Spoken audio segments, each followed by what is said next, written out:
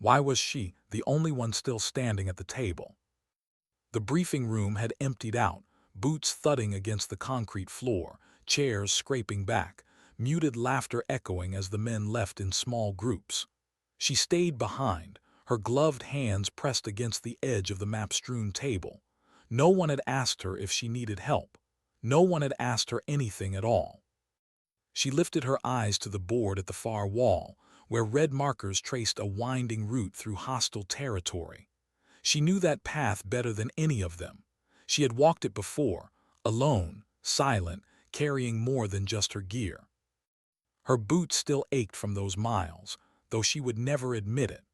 What weighed heavier was the memory that clung to her like dust, the voices she could not silence, the ones she carried in her chest like old letters folded too many times. She turned as the door shut behind the last man.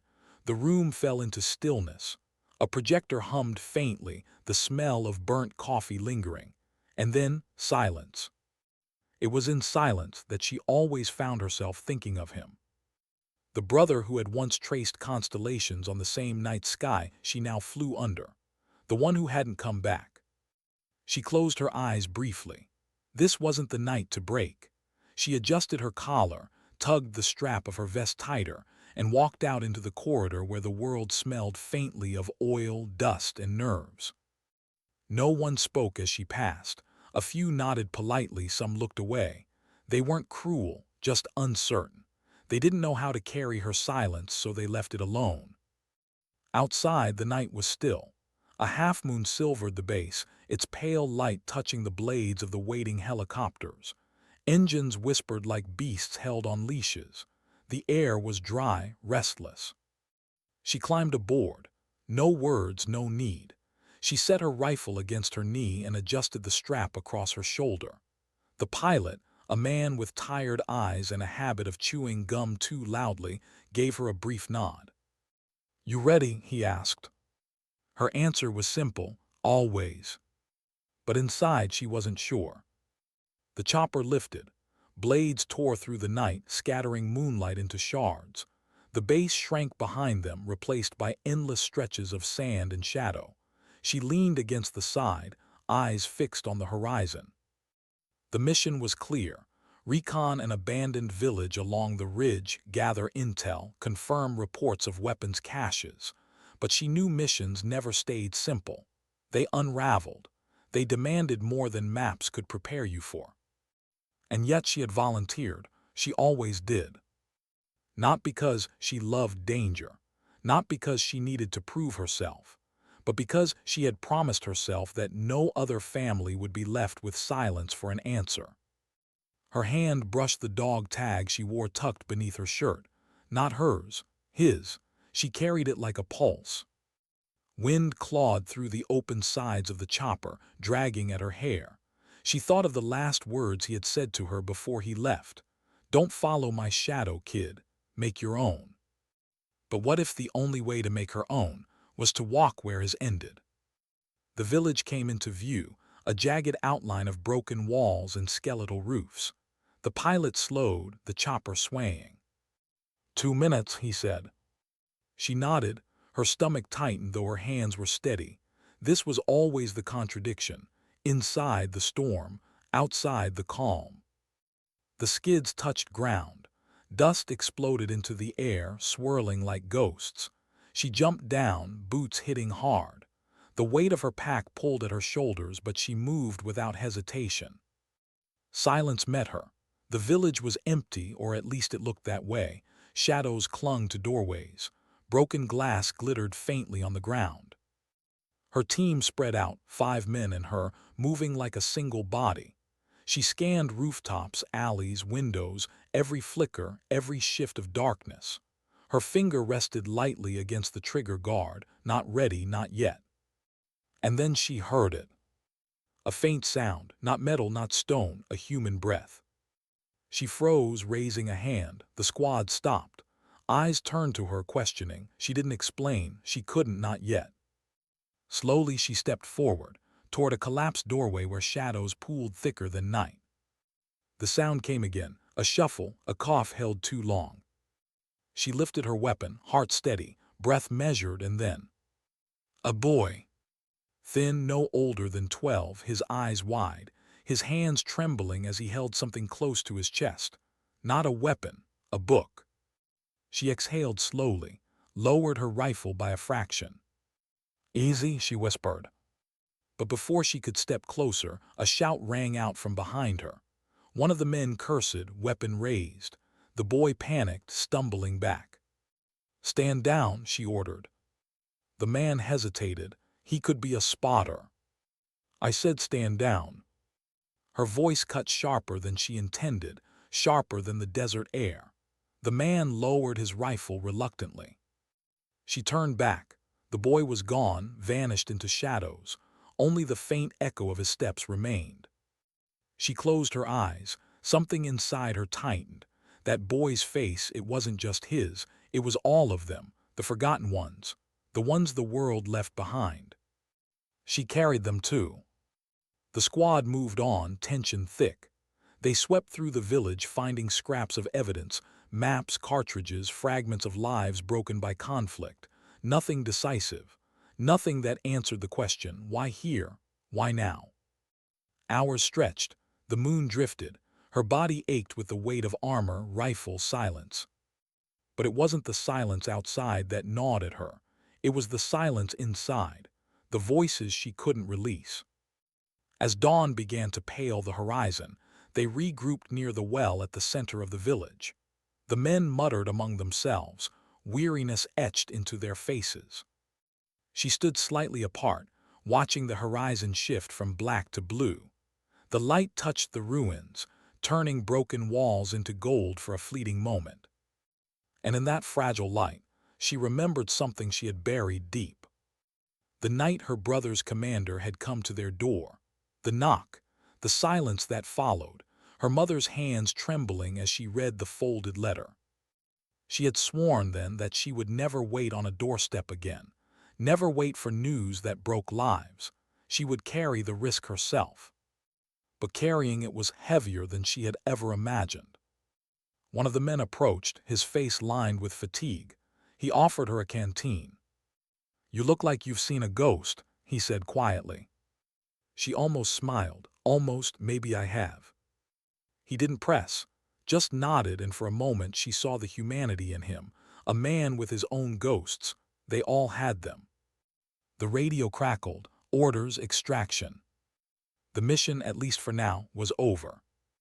But as the chopper lifted them from the village, she looked back down at the empty streets, the collapsed doorway, the shadows where the boy had stood.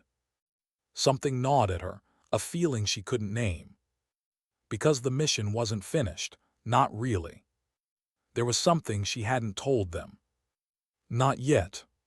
What was she hiding from them? The helicopter blades roared above, drowning out thought, but inside her mind the question echoed louder than the engines.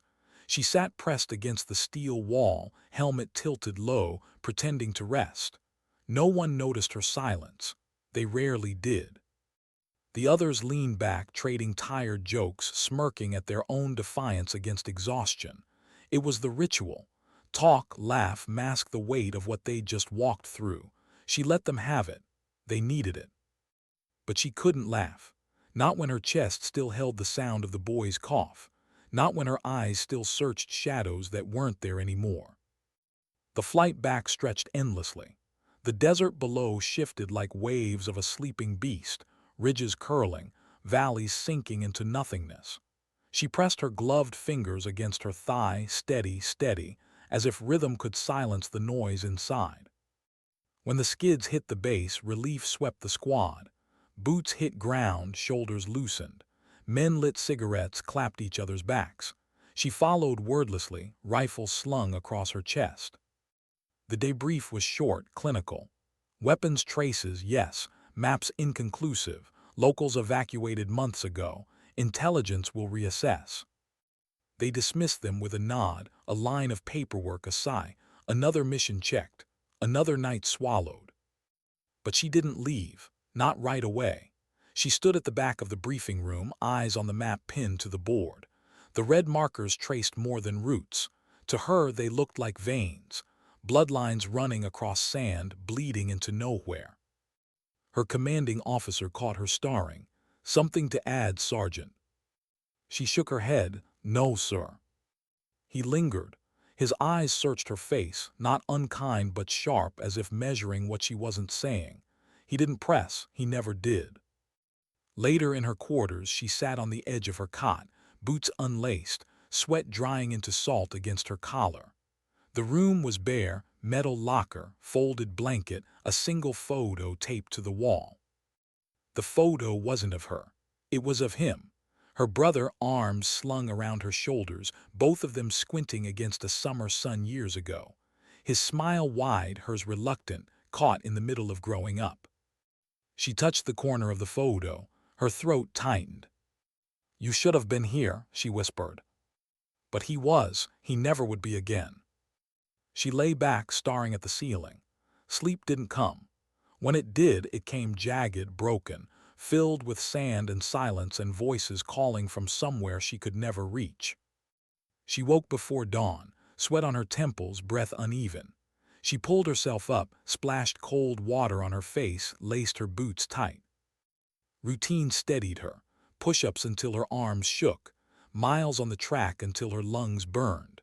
But no matter how far she ran, her boots always felt heavier. At mess, the chatter was easy, careless. Men joked about home, about girls, about the food they missed. One of them leaned over to her. "Hey, you ever think about what you'll do when this is over?" She looked at him.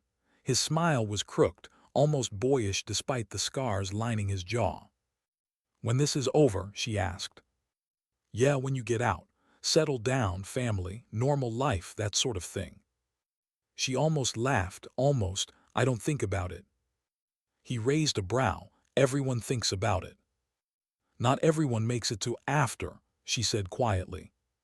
The table stilled for a moment. The others looked down, chewing slower, the weight of her words pulling the air taut. Then someone cracked a joke and the tension broke, laughter spilling again.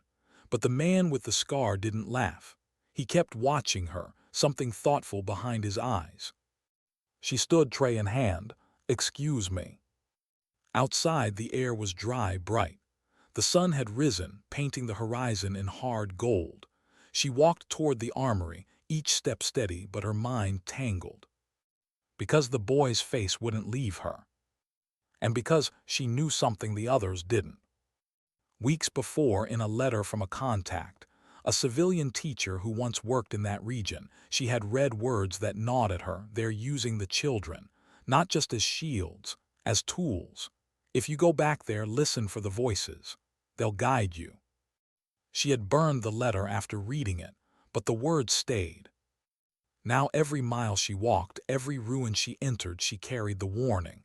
The others didn't know. She hadn't told them, not yet. Because to tell them meant breaking the one rule she had clung to. Don't let them see the weight you carry. Don't let them see the cracks. But the cracks were spreading. That night she sat in the hangar, the place she always went when the noise inside grew too sharp. The smell of fuel lingered, the echo of footsteps long gone. She cleaned her rifle, slow, methodical, piece by piece, metal gleaming under the pale lights. It calmed her, the ritual of control. And then she heard footsteps. She didn't look up, just kept working. The scarred man's voice came softly. "You don't sleep much, do you?" "Neither do you," she replied. He chuckled low. "Fair enough."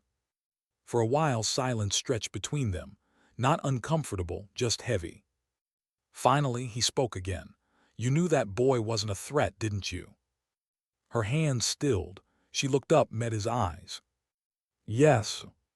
He nodded slowly. "I trust your instincts." She studied him. He wasn't testing her. He meant it. And for the first time in weeks she felt something shift.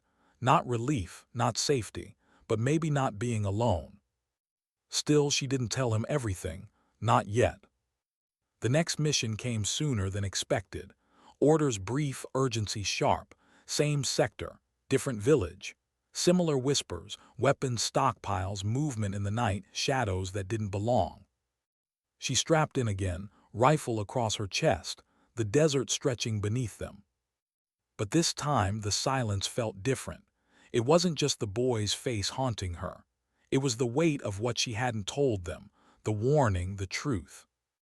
As the helicopter tilted toward the horizon, she pressed her palm against the dog tag at her chest. Her brother's voice echoed in her memory, "Make your own shadow." But she wondered if maybe, just maybe, she was walking in his after all. The village appeared, larger than the last, more intact. Smoke curled faintly from chimneys, signs of life. The pilot muttered, "Doesn't look abandoned to me." Her pulse quickened. As the skids touched ground, she caught the first sound. Not engines, not boots. Children's voices, faint, carrying on the wind. She froze. Because she knew. The letter had been right. And now the mission was no longer about maps, or weapons, or borders. It was about the voices. The ones she carried, the ones she couldn't save, the ones she might still reach. And she knew, as her boots hit the ground once more, that she couldn't keep the truth hidden much longer. Not if she wanted them to live. Not if she wanted to keep her promise. Not if she wanted redemption. Why were the children's voices the first thing she heard? The village looked whole, almost untouched compared to the ruins they had swept before. Mud walls still stood. Curtains still hung across doorways. And yet, the silence that followed the faint sound of laughter was sharper than any battlefield. She signaled the squad to spread out. Boots moved across dust, crunching softly against scattered stones.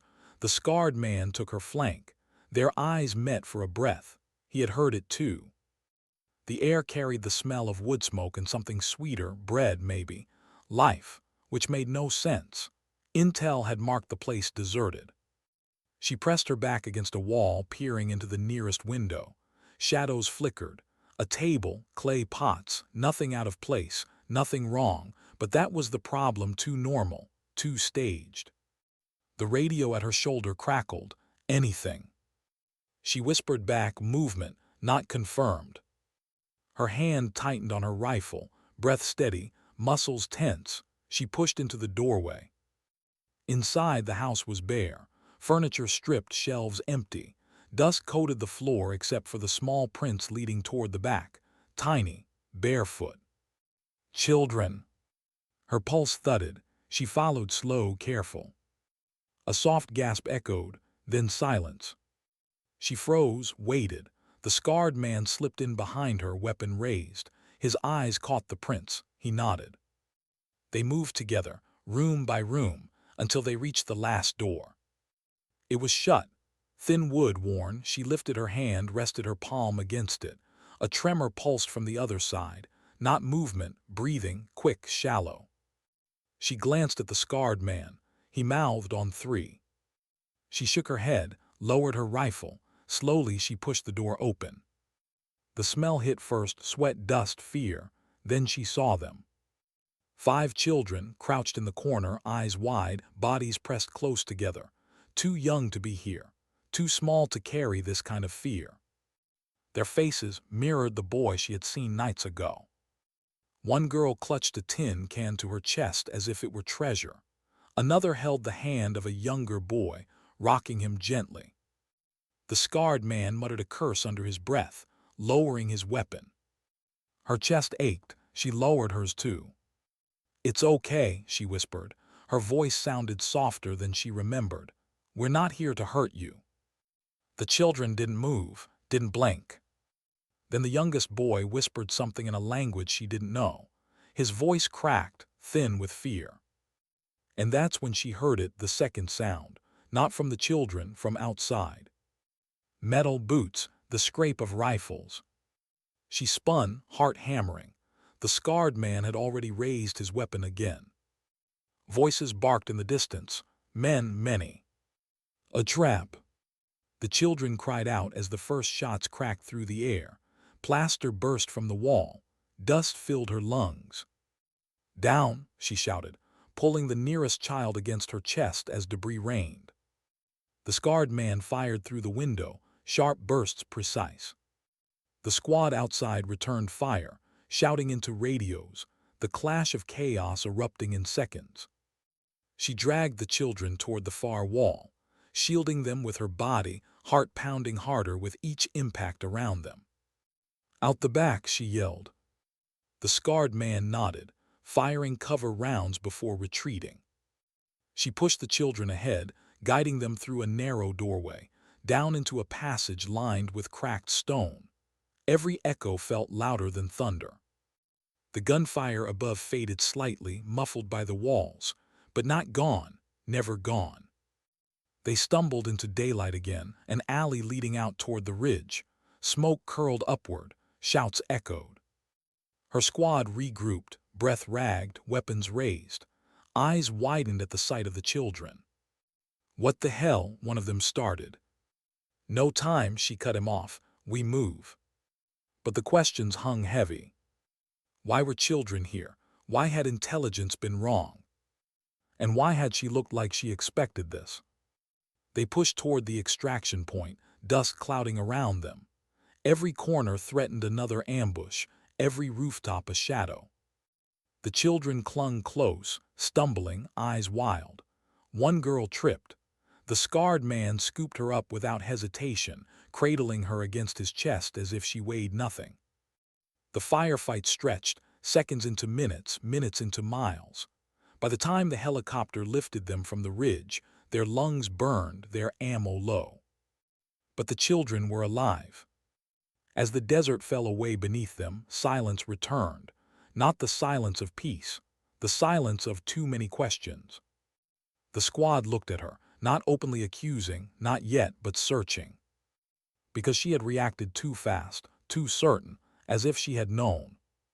She sat pressed against the steel wall, the youngest boy curled against her side, his small hands gripping her sleeve. She didn't meet their eyes. Back at the base, the children were handed over to medics. Small bodies swallowed in oversized blankets, eyes still wide with disbelief. The squad filed into the debriefing room, tension sharp. The officer's gaze was hard. "Explain." The men spoke first: ambush, firefight, survival, the details, the mechanics. Then the officer's eyes turned to her. "And the children?" She hesitated, for a breath too long. "They were hiding," she said finally. "We evacuated them." His eyes narrowed, and the intel reports marked that village abandoned. "I can't explain the discrepancy," she replied evenly. He studied her, long, quiet, then dismissed the squad with a clipped order. But as they filed out, the scarred man lingered. When the room emptied, he turned to her. His voice was low. "You knew." Her throat tightened. "You knew children might be there," he pressed. "That's why you didn't fire right away. That's why you looked ready." She wanted to lie, to deny, but his eyes held her steady, not accusing, just waiting. She exhaled. "I got a letter," she whispered. His brows furrowed. "From someone who lived there, a teacher. He warned me, said they were using the children." Silence stretched, heavy. "You didn't tell us." Her voice cracked. "If I had, you would have dismissed it. You would have said it was unreliable, and if I was wrong, I'd have lost what little trust I have here." His jaw clenched, not in anger, in something else. "You put us at risk," he said quietly. "I saved them," she snapped. Their voices echoed in the empty room. Her chest heaved, his eyes burned. Then softer he asked, "Or did you save yourself?" Her stomach dropped. Because that was the truth she hadn't wanted to face. Every child's face she saw, every small hand she touched, it wasn't just about them. It was about her brother, about the silence she had never forgiven. Maybe she wasn't saving them at all. Maybe she was just trying to rewrite her own ending. She turned away, blinking hard. "Believe what you want." He didn't argue, just stood there for a long moment before leaving her alone with the weight of her words. That night sleep didn't come. The children's cries echoed through the halls of the medical wing. Her brother's voice echoed in her mind. And when she finally closed her eyes, she saw again the boy from the first village, the one who vanished into shadows. But this time, in her dream, he didn't run. He stood there staring at her, silent, waiting. When she woke, her pillow was damp, her fists clenched. And she knew. The mission wasn't over, not even close. Because there were more children, more shadows, and more voices waiting to be carried home. Why did no one speak to her at breakfast? The mess hall buzzed with the usual noise, trays clattering, chairs scraping, men laughing too loud about things that didn't matter. But when she entered, the laughter dimmed. Not gone, not silenced, just shifted. Eyes lifted, flickered, then dropped again. She carried her tray past them, the weight heavier than the rifle she'd held last night. She sat at the end of the table, alone, fork in hand, but the food blurred. The scarred man sat 2 rows away, shoulders tense, eyes fixed on nothing. He didn't look at her, not once. The weight of silence pressed harder than words ever could. She forced herself to eat, one bite at a time. She had learned long ago not to let hunger weaken her. Not here, not anywhere. When the officer strode in, chatter fell quiet. Orders came crisp, sharp, without room for questions. Another mission, another village. Intel confirms weapons transfers through the region. We move before nightfall. Murmurs rose, men nodded, but she sat frozen because she knew what the maps didn't show. The officer's eyes swept the room, landed briefly on her. "Problem, Sergeant." She shook her head. "No, sir." But inside, everything screamed. After the briefing, she found herself in the hangar again. The steel skeleton of the building towered above, sunlight piercing through broken panels in narrow beams. Dust floated in the light, slow and aimless. She sat on a crate, elbows on knees, head bowed. Her fingers brushed the dog tag under her shirt. Her brother's name, his silence, his shadow. She whispered, "What would you do?" The answer didn't come. The scarred man appeared, boots crunching on gravel. He didn't sit, just stood, arms crossed. "You should have told us," he said flatly. Her jaw tightened. "I did what I thought was right. You put us in the dark. And if I hadn't, would you have listened?" His silence said enough. She looked up at him. His scar caught the light, cutting across his face like a reminder of every battle he'd survived. His eyes were tired but sharp. "Those kids are alive because of what I knew," she said. "And we're alive because we fought our way out," he shot back. "Both are true." The air between them thickened. Not just anger, something heavier, something that came from knowing they both carried ghosts. Finally, he said, softer, "Don't keep me in the dark again." She nodded, though she wasn't sure she could promise. When they flew out that evening, the air felt different, heavy. The desert stretched below, a vast silence swallowing the last traces of sunlight. The squad sat tense, eyes flicking to her more often than they realized. Trust had cracked. She felt it in every glance, every pause in conversation. The scarred man sat across from her, arms folded, jaw tight. He didn't look away this time. He didn't let her hide. The village came into view, smaller than the last, tucked against a ridge. Lights flickered faintly in the dusk, too faint to be natural. The helicopter circled once, twice, then set down. They disembarked quickly, boots sinking into dust. The air smelled of smoke and something metallic, iron, rust, blood. She raised her weapon, scanning. Her heart beat steady but her stomach tight. They moved house to house, empty, silent, too silent. Her boots crunched on the ground. She froze. The scarred man whispered, "What is it?" She crouched, brushed her fingers against the dirt, a small shoe print, too small for a man. Her throat tightened. "Children." The scarred man cursed under his breath. And then the sound. A cry, high, sharp, quickly muffled. She moved before orders came, toward the sound, toward the shadows. Her squad followed, reluctant, muttering curses. They found them in a basement. 10 children huddled together, eyes wide, arms wrapped around each other. The squad froze. "Jesus," one whispered. Another muttered, "What the hell is going on here?" But before she could answer, before anyone could move, the door behind them slammed shut. Darkness. A sound above, boots heavy. An ambush. The children whimpered, pressing closer. The squad raised weapons, but the walls shook with the weight of footsteps above. She whispered, "Trap." The scarred man's eyes met hers. He didn't need her letter this time. He believed her now. The next moments blurred. Explosions, dust choking the air, shouts in a language she barely understood, gunfire rattling the walls. They fought their way out, blind, fierce, every shot tearing through shadow. She shielded the children, pushing them behind her, dragging them through smoke and stone. Her lungs burned, her ears rang, but her grip never loosened. By the time they reached the open air, the village was fire. The helicopter descended fast, blades scattering flames into sparks.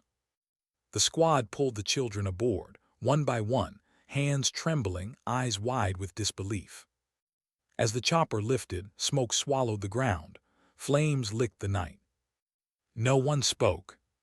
Not until they landed back at base, where medics swarmed the children, wrapping them in blankets, checking their trembling bodies. Then the officer appeared. His voice was sharp. "What the hell happened out there?" No one answered. His eyes fell on her. And this time she didn't hesitate. "They're using the children," she said, her voice cracked but it didn't waver. "As bait, as shields, as tools." The room stilled. The officer's eyes narrowed, and you knew this before. Her silence answered. The weight crashed down, trust cracked further. Some of the men looked away, shaking their heads. Others stared at her with something close to betrayal. Only the scarred man held her gaze. Later, alone in her quarters, she sat with her back against the wall, knees pulled close. Her brother's dog tag pressed against her palm until the edges cut her skin. She whispered into the silence, "I can't let this keep happening." But the silence gave no answer. Her boots sat by the bed, stained with dust and ash, stained with miles, stained with choices. And she knew. The further she walked, the heavier they would bleed. But her spirit couldn't fall, not yet. Because there were still voices waiting. Voices the world had forgotten.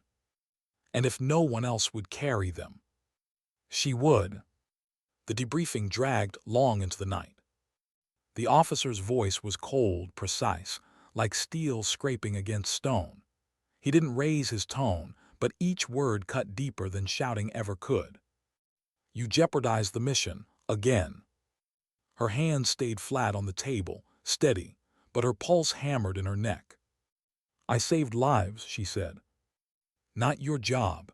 His eyes drilled into hers. "Your job is to follow orders." The scarred man shifted in his chair beside her, jaw tight. He looked like he wanted to speak, but he didn't. Not yet. The officer leaned closer. "Do you know what happens when a soldier goes off script? People die. You're lucky it wasn't us. Next time," he stopped, glanced at the scarred man. "Next time it might be." The words stung more than gunfire. Her throat tightened, but she forced the words out. "And what happens if we follow orders and they die instead?" Silence. The officer's eyes hardened, dismissed. She stood, the metal chair screeching against the floor. The scarred man followed her out. The night air hit her face like ice. Stars burned sharp above the desert. The base was quiet but not asleep. The hum of generators, the faint clang of tools, voices drifting from the motor pool. She walked fast, he followed. Finally he caught her arm. "Stop." She did, but she didn't turn. "You're not wrong," he said. His voice was lower now, almost human, stripped of the sharpness he carried in the field. "But you're making enemies, the wrong ones." Her shoulders stiffened. "Should I just shut up, pretend I don't see?" "No." He stepped around into her line of sight. His scar caught the faint light, the shadow deepening it. But you need to be smart. Pick your moments. Right now, command thinks you're a liability. She met his gaze. And you? His jaw tightened. I think you're the only one who saw it coming, both times, but that doesn't change the fact that we nearly died out there. She exhaled slow. Her chest ached, heavy with a weight she couldn't set down. I can't unsee it, she whispered. Those kids, if I'd waited, if I'd kept my mouth shut, they'd be dead. His interruption was sharp but not cruel, more like he was reminding himself too. They stood in silence, the desert wind brushing sand against their boots. Finally, she said, what if this keeps happening? His eyes flickered. He didn't answer. Because they both knew it would. The next morning, she forced herself back into routine, running at dawn, training drills, cleaning weapons until the barrel gleamed. The squad moved around her with a tension she felt in her bones. No one spoke openly, but their silence was loud. A few muttered when they thought she couldn't hear. Liability, risk, not one of us. It wasn't the first time she'd been branded an outsider, but this time it cut deeper, because she wasn't sure if they were wrong. At lunch, the scarred man sat across from her. That alone was a statement. He ate in silence for a while, then said, there's another op, tonight. Her fork froze, already. Intel says movement through the northern pass, weapons again, maybe supplies. She swallowed and he looked at her long and hard, and I don't like it. Neither did she. But when night fell, she was there with the rest, gear strapped tight, rifle loaded, heart steady. The helicopters thundered into the sky, blades chopping the darkness. The desert stretched below, endless and black. She sat across from the scarred man again. He didn't speak, but his eyes said enough. Watch, wait, be ready. The northern pass was jagged stone, carved by centuries of wind.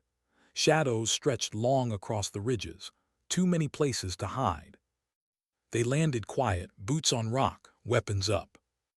The officer raised his hand, split formation, advance. She moved with her squad, each step crunching on loose gravel, each breath loud in her ears. The air was cold, dry enough to sting her throat. Minutes stretched, nothing. Then movement. A flicker on the ridge, a figure, then another. Contact, someone hissed. The squad raised rifles.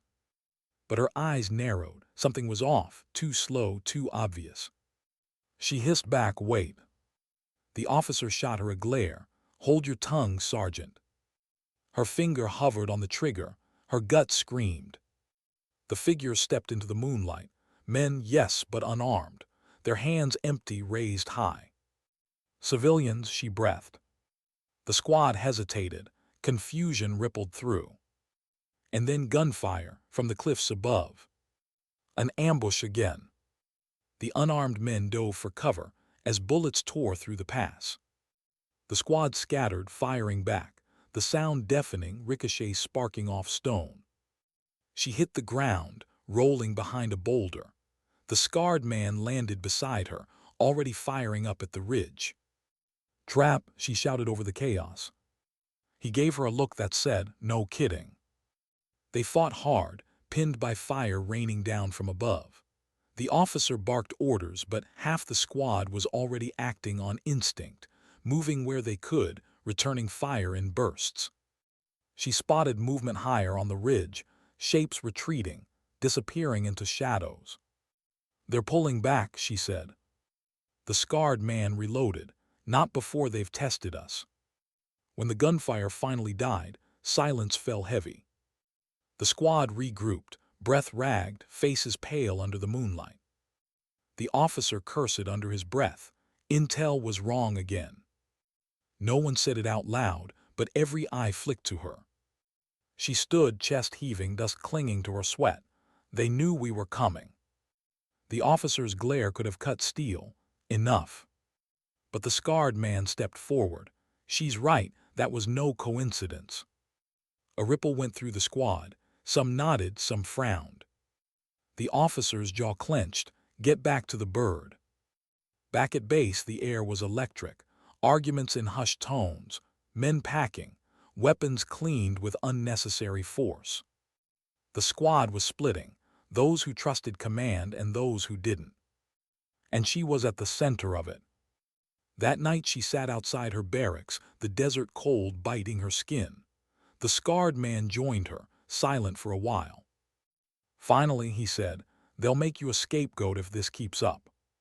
She looked at him. "And you?" He stared out at the dark horizon. "I don't know yet." His honesty stung more than betrayal would have. She pulled her knees close, the dog tag warm in her palm. Her brother's name glinted faintly in the moonlight. She whispered, "I can't let them turn this into numbers, not when faces are at stake." The scarred man's eyes flicked to her. He didn't speak, but for the first time he didn't look away. Sleep didn't come easy. When it did, it came in fragments. Dreams of fire and children's cries. Dreams of her brother's voice, calling from the dark, always just out of reach. She woke before dawn, sweat damp on her skin. Outside, the horizon was bleeding red. And she knew. The war inside her was only just beginning. Why did the radio go silent? That was the first thing she noticed. The base was never quiet. Even in the dead of night, static always hummed through the radios, the lifeline of the camp. But when she walked into the comms tent, her boots crunching on gravel, the air was too still. The operator hunched over the console, fiddling with dials. Sweat beaded his temple. "What's wrong?" she asked. He jolted, looked up. Nothing, just interference. But his eyes betrayed him, fear. She stepped closer, lowering her voice. "How long?" He hesitated. "Hours." Her pulse ticked faster. Hours of silence in a war zone where silence meant death. She leaned in, scanning the screen. "That's not interference. Someone cutting us off." His lips parted, but before he could reply, a voice barked from the tent flap. "Sergeant out." The officer stood there, arms folded, eyes like knives. Her throat went dry. She straightened, saluted stiffly, then walked past him. But as she did, his words followed her like a blade to the back. "Stay in your lane, that's an order." Morning came like ash in her mouth. The squad gathered for briefing, the air heavy with unspoken tension. The officer laid out the next op, supply route, escort duty, simple enough on paper. But she couldn't focus on the map. She couldn't forget the silence on the comms, the lie in the operator's eyes. When the officer dismissed them, she lingered. The scarred man caught her glance. He read it instantly. Wait. Later, they met by the edge of the motor pool, engines growling around them. She kept her voice low. "Comms are compromised, they're hiding it." He frowned. "You sure?" "I saw it, hours of silence. They shut me out before I could push further." He rubbed a scarred hand over his jaw. "If that's true, then someone's feeding us blind." Her gut twisted. "Exactly, which means these bad intel missions. They're not accidents." The words hung between them, heavier than the desert heat. She whispered, "Someone's using us, and people are dying for it." His eyes searched hers. For doubt, for hesitation, he found none. Finally, he muttered, "Then we tread carefully, or we're next." That night the squad rolled out. Engines roared, headlights cut through the dark. She sat in the back of the lead vehicle, rifle across her lap, eyes scanning the barren horizon. The scarred man was beside her, silent, watchful. The officer rode up front, radio pressed to his ear. The silence gnawed at her again. No chatter, no updates, just the hollow crackle of static. She clenched her fists. Every bone in her body screamed that something was wrong. And then, a flash. The world shattered. The lead vehicle erupted in fire, the blast throwing metal, dirt, and bodies into the air. Her ears rang. The truck lurched sideways, tires shredded, flames clawing at the night. Ambush, someone screamed. Bullets ripped through the convoy. Shadows darted along the ridges, muzzle flashes sparking like stars. She hit the dirt, rolling behind cover, heart hammering. The scarred man was there too, returning fire, his face grim but steady. The officer bellowed orders, but half the squad was down, the others scattered, pinned by relentless fire. She pressed her cheek to the dirt, breath sharp, eyes darting. This wasn't random, this was precision. They knew, she gasped. The scarred man didn't answer. He didn't have to.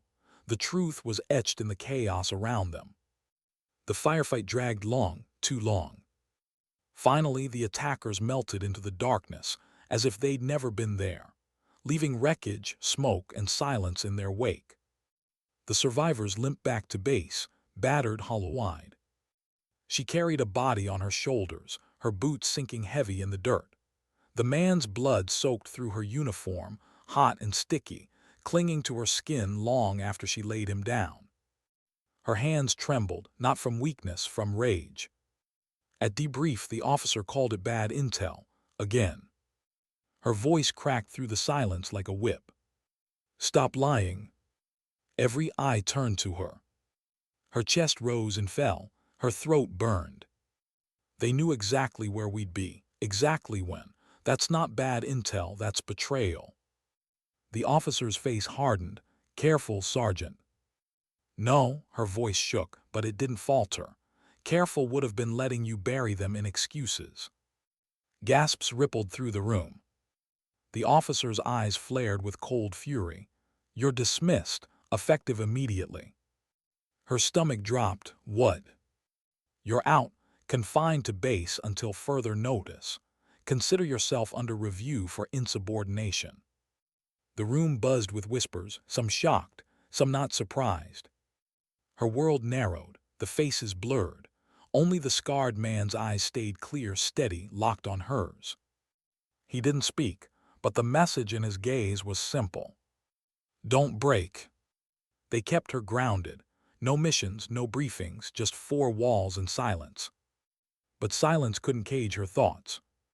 She replayed every step, every mission. The civilians, the ambushes, the radio silence. It all aligned too perfectly. Someone in command wasn't just incompetent, they were complicit.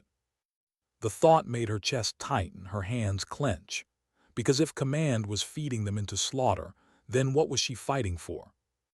One night the scarred man came. He didn't knock, just slipped inside, silent as shadow. His face was grave, his voice lower than ever. You were right. Her breath caught. What did you find? He tossed something on her bunk, a flash drive. Her heart thudded. Logs, he said. Intercepted comms, supply routes leaked, positions exposed, always before we moved. She stared. Who? He shook his head. Not sure yet, but it's high up, too high. The weight of it pressed on her chest. She whispered, so what now? His eyes flickered. We expose it, but it won't be clean, won't be safe. She looked down at her hands, stained, trembling, scarred in ways no one else saw. Her brother's voice echoed in memory. Don't let them be forgotten. Her decision formed like steel. I'm in. The scarred man studied her, long and hard. Finally, he nodded once. But his words lingered. This isn't about orders anymore. It's about survival. And if we move wrong, we won't just lose the mission. We'll lose everything. She swallowed. Then we move right. Outside, the desert wind howled, rattling the walls. It sounded like the voices of the forgotten. Calling. Waiting. What if the truth killed more than the lie? That was the question that kept her awake, long after the scarred man left her bunk with his hood drawn low. The flash drive lay in her hand, cold metal, heavy with names, routes, orders. Proof. But proof was dangerous. Proof painted a target on your back. She stared at the ceiling, the whine of the generator bleeding through the walls. Sleep wouldn't come, not anymore. When dawn finally broke, it bled pale over the desert. She slipped into the mess hall, hood pulled tight, flash drive burning in her pocket. Eyes followed her, some cold, some uncertain. Whispers trailed after her boots. Liability, trouble, dangerous. The scarred man sat at the far table, eating slow, deliberate. When her tray clattered down across from him, his gaze rose to hers. No greeting, no words wasted, just a nod. "You still want to do this?" he asked quietly. Her throat tightened. "It's not want, it's need." He studied her, searching for cracks. She let him see none. "Then we moved tonight." They couldn't use base comms, too monitored, too clean. Instead, they slipped into the motor pool under cover of noise, crawling beneath a half-repaired vehicle. The scarred man worked quick, pulling wires, splicing cables, his scar catching faint light. She crouched close, hands steadying the makeshift terminal. Static hissed through their earpieces, then cleared. "You've got 5 minutes before someone notices," he muttered. Her hands tightened around the flash drive. She slid it in. Screens flickered. Lines of data crawled past, supply leaks, coordinates, mission briefs with familiar dates, the ambushes. Each file was a wound reopening. Her voice dropped to a whisper. "We're not crazy." "No," he said, "we're hunted." She hit transmit. The data streamed, a river of betrayal flowing into channels beyond the desert. Then, a crackle. Unauthorized access detected. The terminal flashed red. Her breath caught. The scarred man swore, ripping wires free. The screen died. But it was too late. Boots thundered above, shouts, metal slamming. They crawled out, rifles raised before they could even stand. "Drop it." Dozens of muzzles pointed their way. The officer stood in front, eyes like ice. "Traitors," he said. They were thrown into holding, stripped of gear, wrists bound. The room was dark, walls sweating with damp. She sat on the floor, knees pulled tight. The scarred man leaned against the wall, blood trickling from a split brow. For a long time, neither spoke. Then in the silence she whispered, "We tried." His laugh was bitter, hollow. "Tried doesn't count in this war." Her chest ached, but she couldn't let the weight crush her, not yet. She leaned closer. "They won't bury this forever. The files are out, someone will see." He looked at her, eyes tired but sharp. "And what happens to us?" She swallowed. The truth was heavy. "We disappear." He exhaled slow. For a moment, silence again, only the hum of a bulb flickering above. Then, softer than she expected, he said, "Why are you still here?" Her brows knit. "What? You could have walked away, back home, before this. Why keep fighting a war that isn't yours anymore?" Her throat closed. She reached into her pocket, fingers brushing the dog tag she'd managed to keep hidden. She held it out. The metal gleamed faint in the light. Her brother's name. His voice caught. "He was yours." She nodded, eyes wet. He didn't make it back. None of his squad did. Just a folded flag and a letter that said they'd been ambushed. Bad intel. Her breath shuddered. "I promised myself I'd never let them be forgotten. Not him, not anyone. But the same mistakes keep happening, and now I know they're not mistakes." The scarred man's jaw clenched. For the first time, his voice cracked. "You're carrying too much." Her hands trembled, but she didn't let go of the tag. "Then help me carry it." Their eyes locked. In that moment, the walls, the guns, the orders, they all fell away. What was left was just two soldiers in a war that had already taken too much. The door slammed open. Light knifed into the room. The officer stepped in, flanked by guards. His face was carved of stone. "You think you're clever," he said. "You think you're heroes." He crouched close, eyes narrowing. "But out here, heroes die first." Her chest rose steady. "If that's true," she said softly, "why are you still alive?" His fist cracked across her jaw. Pain burst white in her skull. The scarred man lunged, but the guard slammed him back. The officer straightened, smoothing his uniform. "Take them out at dawn, quietly." The words froze the air. The guards dragged them to their feet, shoved them back into the dark. Her head spun, blood tasted like rust on her tongue. But her spirit did not break, because dawn was still hours away. And hours were enough to change everything. They lay chained in a transport, the desert cold seeping through the metal. The scarred man shifted, testing the cuffs, too tight. She breathed slow, steady. Her mind raced. "Look," she whispered. A bolt loose near the floor. He followed her gaze, his scarred lip curled faintly. "You're insane." She pressed her shoulder against the wall, boots scraping the metal. The bolt shifted.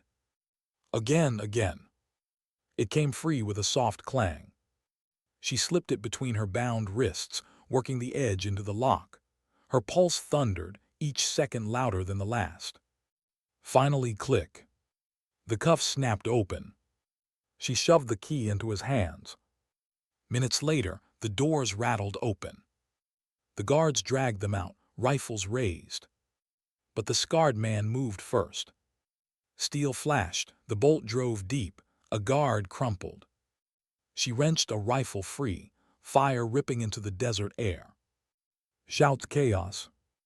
And then silence. The bodies lay still. The horizon glowed faint with coming dawn. She stood chest heaving, rifle clutched tight. The scarred man spat blood into the sand. Now what? Her eyes lifted to the horizon. Now we finish what we started. They moved through the desert like shadows. No gear but what they stole, no allies but each other. But for the first time, she felt something flicker inside. Not hope, not yet. But possibility. The dawn painted her boots red. And still she walked. Still her spirit did not fall. Her hands shook, though no one could see it. The night was quiet now, the echoes of gunfire long gone, leaving only the crackle of a dying fire and the low murmur of wind through broken walls. She stood at the edge of the ruined compound, boots caked in dust and dried blood, watching the horizon as if it would speak back. The mission was over, or so they told her. But inside she knew something still lingered, unfinished, clawing at her ribs like a truth she couldn't quite name. Why then did silence feel louder than war? Her team moved like shadows behind her, gathering what was left. A radio call, a map rolled tight, an old photograph someone had pulled from a desk drawer. Each item carried weight, but none more than the absence pressing in on them, the voices that wouldn't answer back. She closed her eyes for a moment, hearing them anyway. The laughter, the promises, the screams that never had a chance to fade. She told herself she wasn't crying. Not here, not now, but the salt at the corner of her mouth betrayed her. A hand touched her shoulder. Ramirez. His face was pale, lined with exhaustion, his usual grin nowhere to be found. "We need to move," he whispered. His voice cracked as though carrying something heavier than words. She nodded, but her boots didn't follow right away. Her body wanted to stay, to memorize the ground, the scars, the smell of smoke. This was more than a mission site. It was a grave. She whispered something no one heard. A name. Maybe more than one. Then finally her boots moved again, carrying her out through the shattered gates. The road ahead was long, marked by silence and the steady crunch of gravel underfoot. The trucks waited just beyond, engines humming, their red lights blinking like tired eyes. She climbed in, pressing her back against cold steel, clutching her rifle as though it were the only thing keeping her upright. No one spoke, not for miles. But inside her a storm raged. Every memory flashed at once, the briefing rooms where she had been ignored, the doubts in her own chest, the weight of proving herself again and again. She remembered the children she saw in the village weeks earlier, eyes too old for their age, carrying burdens no one should. And above it all, her brother's face lingered, the reason she wore the uniform, the reason she had pushed past fear. She had carried his silence all these years, and tonight it felt heavier than ever. When the convoy stopped hours later, dawn was already breaking. The horizon burned gold, stretching across endless plains. She stepped down, boots sinking into soft earth, and let the sunrise wash over her. For a moment, the war felt far away. Ramirez lit a cigarette, hands trembling slightly. He looked at her, eyes hollow. "You think anyone will ever understand what this was?" he asked. She didn't answer right away. The weight of his question pressed into her chest. Finally, she said, "They don't need to understand. They just need to remember."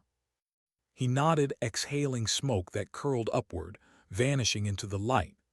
Around them, the others unpacked in silence, some sitting with heads bowed, some staring off as though searching for pieces of themselves left behind. She walked a few steps away, kneeling to the ground. Her boots pressed into dirt still damp from the night. She removed her gloves, letting her fingers dig into the soil. She wanted to feel something real, something alive. For too long, everything had been steel, dust, and fire. Her lips moved again. Another name whispered to the earth. She wondered if it mattered. She wondered if the soil cared or if the wind would carry it anywhere. But she did it anyway, because sometimes saying it was the only way to keep it from disappearing. Her spirit had carried her this far, though her body begged for rest. She thought of the title someone might one day give to all of this. The miles walked, the voices carried, the faces remembered. They would never know the weight, not truly, but maybe, just maybe, they would feel the echo. Night returned quickly in the days that followed. Missions ended, reports filed, medals handed out with solemn nods. None of it filled the space inside her. None of it gave back what had been taken. Yet she stood tall, even in silence, even when the boots beneath her bled with miles. There were no speeches at the end, no grand ceremonies, just the quiet dignity of walking forward, step after step, carrying the voices that could no longer speak. Sometimes, she realized, strength wasn't about shouting, or proving, or even surviving. Sometimes dignity doesn't speak, it simply acts. And when she finally stood alone beneath the open sky, wind tugging at her uniform, her boots scarred and worn, she closed her eyes and breathed deep. For the first time in years, she felt the silence not as an enemy, but as a promise. The voices were still with her. And she was still walking. Always walking.